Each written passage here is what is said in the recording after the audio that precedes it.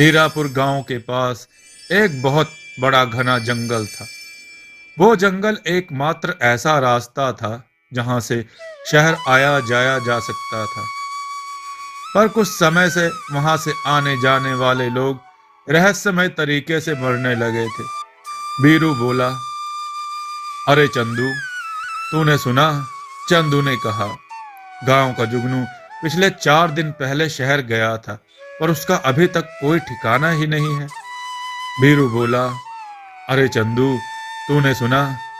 हरिपुर गांव का जुगनू पिछले 4 दिन पहले शहर गया था और उसका अभी तक कोई ठिकाना ही नहीं है। चंदू बोला, हाँ, आजकल तो जंगल में कोई भी आता जाता है। आजकल तो जंगल में कोई भी जाता है तो वापस फिर नहीं आता। अब जाने कौन सी आफत आने वाली है। ऐसा तो नहीं कि जंगल में कोई जंगली जानवर आ गया है। वीरू बोला, अरे हाँ भाई, वैसे भी आजकल जंगल में बहुत सी अजीब अजीब तरह की आवाजें आती हैं।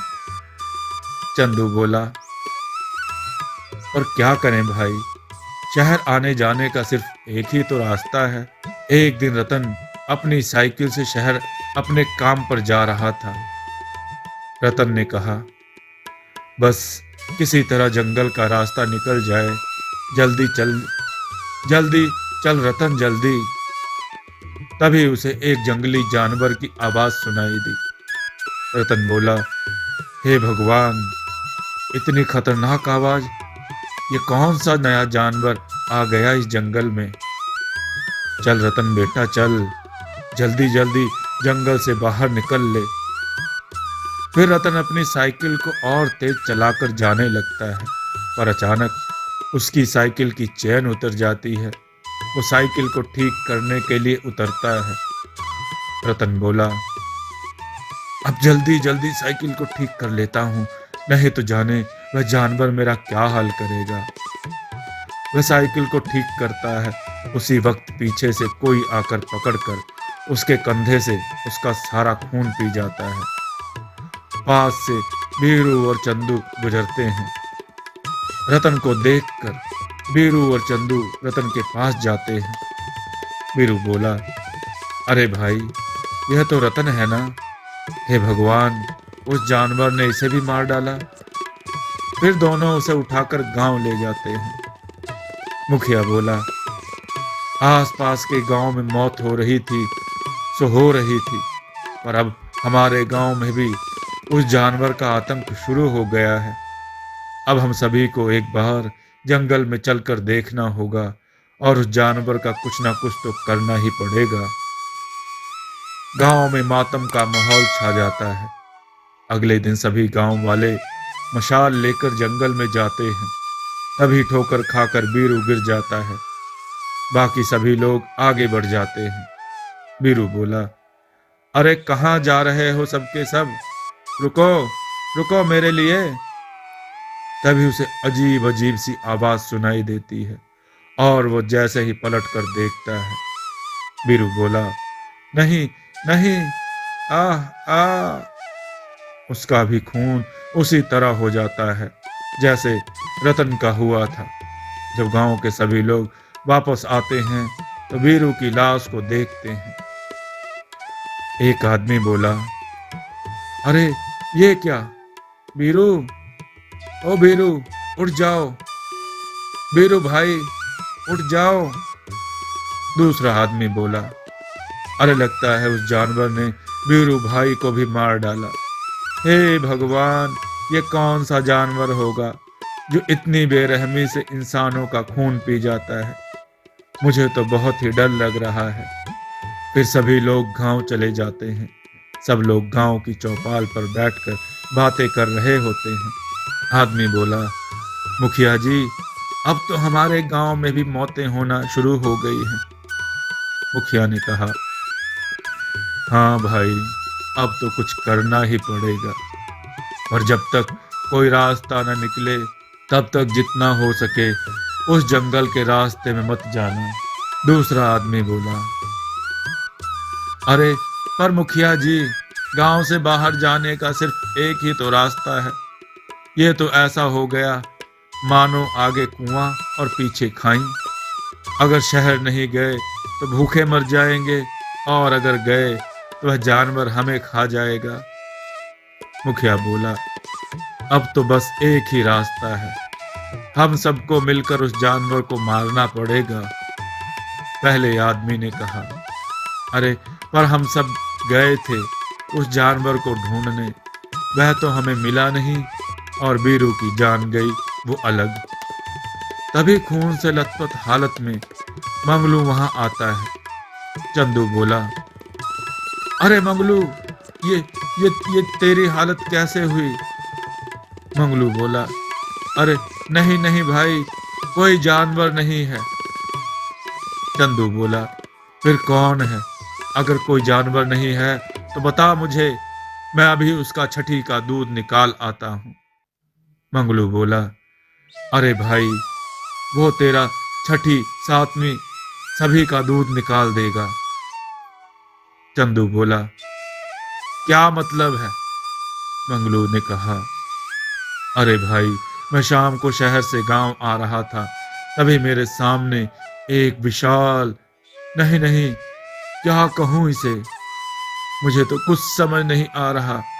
उसका शरीर इंसान का था और शरीर जानवर का। उसके लंबे लंबे दांत, उन्हीं दांतों से वह इंसानों का खून पी जाता है। उसने मुझे पकड़ लिया और इतना कसकर पकड़ा कि मैंने खुद को बचाने के लिए अपनी पूरी ताकत लगा दी थी, फिर भी मैं उसके चुंगल से बच नहीं पाया। पर पता नहीं, कोई चमत्कार कहूं या कैसे कहूं, जैसे तैसे बचकर वहां से निकल आया। वह बहुत ही ताकतवर था, हाँ, बहुत ही ज्यादा ताकतवर। तभी वहां पर एक पागल औरत आ जाती है जो चिल्लाती है। पागल औरत बोली, वो आ गया, वो फिर से आ गया, अब तुम सबको मार डालेगा, हम में से किसी को नहीं छोड़ेगा, कोई नहीं बचेगा, हम में से किसी को नहीं छोड़ेगा, हाँ, तुम सब मरोगे, सबके सब मरोगे। ऐसा कहकर वह वहां से जाने लगती है और जोर जोर से हंसने लगती है। गांव में किसी को भी कुछ समझ नहीं आता। मुखिया बोला, भाइयों, मेरा मत यह है कि गांव में से 4-5 लोग साथ में शहर जाकर जरूरत का सामान ले आए, और फिर उस रास्ते से कोई भी नहीं जाएगा। चंदू बोला, हाँ हाँ मुखिया जी, मुझे भी आपका सुझाव बहुत अच्छा लगा, बिल्कुल अच्छा। दूसरा आदमी बोला, हाँ हाँ, हम लोग बिल्कुल ऐसा ही करेंगे। फिर गांव के कुछ लोग मिलकर जंगल पार करके शहर जाने लगते हैं। फिर गांव के कुछ लोग मिलकर जंगल पार करके शहर जाने लगते हैं। चंदू बोला, कोई भी अलग नहीं होगा, और सभी लोग अपने हाथों में मशाले ले लो। सभी जंगल तक पहुंच जाते हैं। चंदू बोला, हमें आते हुए शाम हो जाएगी। जय हनुमान ज्ञान गुण सागर, जय कपीस तिहुँ लोक उजागर, रामदूत अतुलित बलदामा, अंजनी पुत्र पवन सुत नामा। शाम तक सभी लोग 1 महीने का जरूरी सामान लेकर गांव वापस लौटने लगते हैं। आते समय सभी लोगों के सामने एक विशालकाय आदि मानव आकर खड़ा हो जाता है। आदमी बोला, अरे भाई, लगता है कि ये वही आदि मानव है जिसके बारे में मंगलू ने बताया था, जो सबका खून पी जाता है। अब हमें भी। चंदू बोला, अरे घबराओ मत तुम सब, मैं हूं ना, मैं देखता हूं कि आदि मानव हम सबका क्या बिगाड़ेगा। तभी वो आदि मानव एक आदमी को पकड़ लेता है और उसका खून पीने लगता है। बाकी सभी लोग उस पर पत्थर मारने लगते हैं। आदमी बोला, छोड़, छोड़ उसे, छोड़ उसे। वो आदि मानव और भी ज्यादा गुस्से में आ जाता है। उसने जिस आदमी को पकड़ रखा था उसे वह दूर पेड़ के पास फेंक देता है। आदमी ने कहा, अरे चंदू भाई, अब हम क्या करें? यह आदि मानव तो और भी ज्यादा गुस्सा हो गया है। अब यह हम में से किसी को नहीं छोड़ेगा। अब तो हम सभी गए। वो आदि मानव उन सभी के पास आने लगता है। वो सबके पास जा रहा था, पर चंदू से डर रहा था। चंदू बोला, अरे ये आदि मानव मेरे पास क्यों नहीं आ रहा? फिर उसे ध्यान आता है कि उसके हाथ में मशाल है। चंदू बोला, कहीं ऐसा तो नहीं कि मेरे हाथ में मशाल है इसलिए वह मेरे पास नहीं आ रहा? कहीं ऐसा तो नहीं कि यह आदि मानव आग से डरता हो? वो आदि मानव गुड्डू को पकड़ लेता है और उसका खून पीने ही वाला था कि तभी चंदू उस आदि मानव के पास मशाल लेकर जाता है और उसे डरा देता है। सभी लोग वहां से गांव में भाग जाते हैं। गांव जाकर सभी गांव वालों को सारी बातें बताते हैं। आदमी बोला, पर चंदू भाई, मुझे एक बात समझ नहीं आई कि वो आदि मानव हम सबको पकड़ रहा था, पर आपसे क्यों डर रहा था? चंदू ने कहा, अरे क्योंकि मेरे हाथों में मशाल थी और वह आदि मानव आग से डरता है। इस वजह से वह मेरे पास नहीं आ रहा था। और तुमने देखा नहीं, मैं जैसे ही मशाल उसके पास लेकर गया वह वहां से भाग गया। आदमी ने कहा, इसका मतलब है कि हम उसे जलाकर मार सकते हैं। सभी गांव वाले इस बात को सुनकर खुश हो जाते हैं। उनके मन में एक उम्मीद की किरण जाग जाती है। मुखिया बोला, फिलहाल तो कुछ समय के लिए उस जंगल में कोई भी नहीं जाएगा। कुछ दिनों में हम कोई ना कोई रास्ता जरूर निकाल लेंगे। चौपाल पर बैठकर सब लोग बातें कर रहे होते हैं।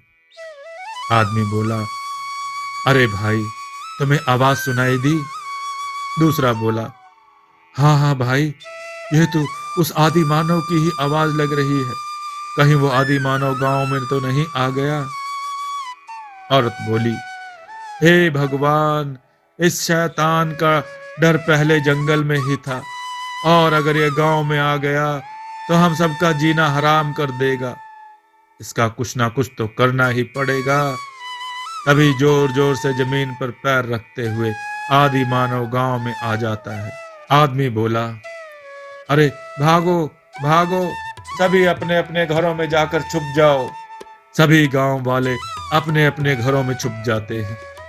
पर वह आदि मानव अब गांव के जानवरों को खाने लगता है। सभी गांव वाले अपने अपने घरों में छुप जाते हैं, पर वह आदि मानव अब गांव के जानवरों को खाने लगता है और सुबह होते ही गांव से चला जाता है। आदमी बोला, मुखिया जी, अब तो इस आदि मानव का कुछ ना कुछ करना ही पड़ेगा, नहीं तो हम में से कोई भी जिंदा नहीं बचेगा। आदमी बोला, मुखिया जी, अब तो इस आदि मानव का कुछ ना कुछ करना ही पड़ेगा, नहीं तो हम में से कोई भी जिंदा नहीं बचेगा। मुखिया बोला, हाँ हाँ, तुम बिल्कुल सही कह रहे हो। अगली शाम को एक आदमी ने कहा, भाई चंदू, लगता है वो आदि मानव आज फिर आएगा। अब तो वो हमारे गांव के जानवरों को भी मारकर खा रहा है। अब वो हम में से किसी को भी नहीं छोड़ेगा। चंदू बोला, अरे गांव वालों, कब तक इससे भागोगे? एक दिन यह हम सबको खा लेगा। तभी एक पागल औरत वहां आ जाती है। पागल औरत बोली, हाँ सही कह रहा है ये, कब तक भागोगे? बरसों पहले वो मेरे पिंकू को भी खा गया था। मुखिया बोला, और उस आदि मानव को हम मारेंगे कैसे? पागल औरत ने कहा, वो आग से डरता है। हाँ, उसे किसी तरह से आग से जला सकते हैं। फिर वो पागल औरत सभी गांव वालों को तरकीब बताती है और सभी लोग मिलकर एक गड्ढा खोदने लगते हैं। सभी लोग गड्ढा खोद लेते हैं और उस पर घास डालकर उसे ढक देते हैं। तभी फिर से आदि मानव गुर्राते हुए गांव में आता है। तभी गांव वाले इधर उधर भागने लगते हैं। फिर चंदू आदि मानव को और गुस्सा दिलाने के लिए उस पर पत्थर मारने लगता है और चंदू को देखकर सभी गांव वाले उस आदि मानव पर पत्थर फेंकने लगते हैं। वह आदि मानव चंदू को पकड़ने के लिए आगे बढ़ता है, तभी वो आदि मानव उस गड्ढे में गिर जाता है। वो आदि मानव जोर जोर से घुर्राने लगता है। फिर चंदू उस गड्ढे में मिट्टी का तेल डालकर आग लगा देता है और वो आदि मानव तड़प तड़प कर उसी गड्ढे में जल। दोस्तों, आपको यह कथा कैसी लगी? अपने विचार और सुझाव कमेंट में जरूर दें। हमारी कथाओं को लाइक करें, हमारे चैनल को सब्सक्राइब करना न भूलें। हमारी कथाओं को शेयर जरूर करें जिससे लोगों को अच्छा ज्ञान प्राप्त हो। जय श्री राम भक्तों।